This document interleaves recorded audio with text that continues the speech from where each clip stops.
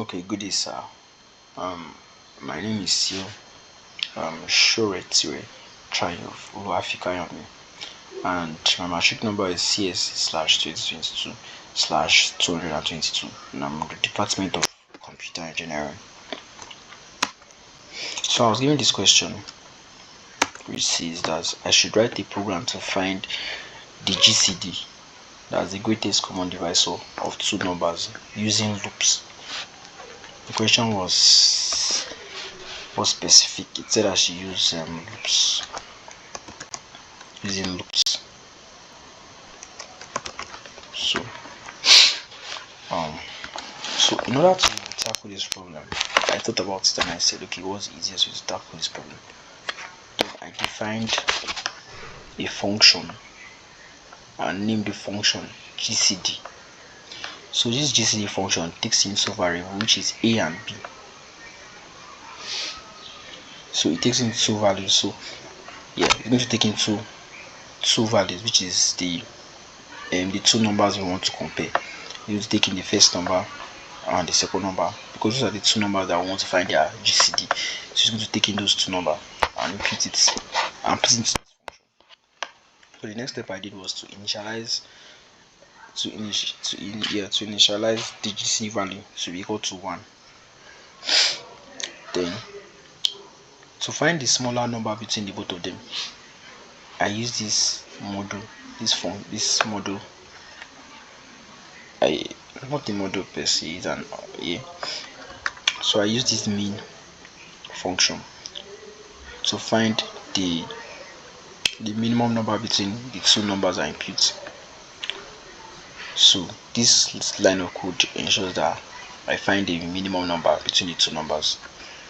So I now use the for loop, since that was what the question said we should use a for, not using for loops per se, but like it said we should use loops. So I don't know, for loop is a kind of loop, also have the while loop, and yeah, I used the for loop to run this part of the code, which says for I in range 1 to smaller number plus 1.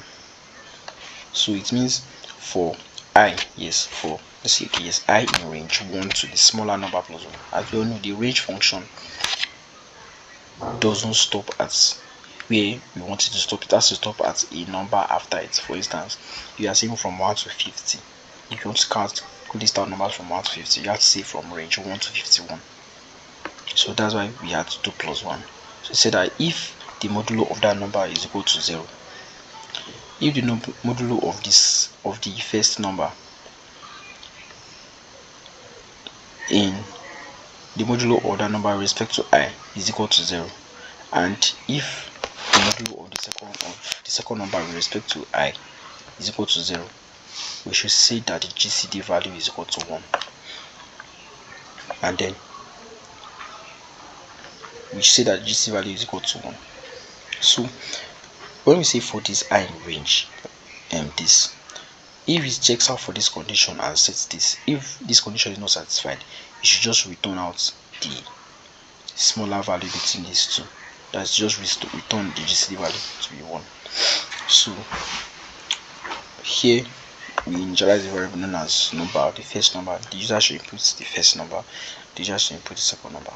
So when the user inputs these two numbers, we're now going to call the function.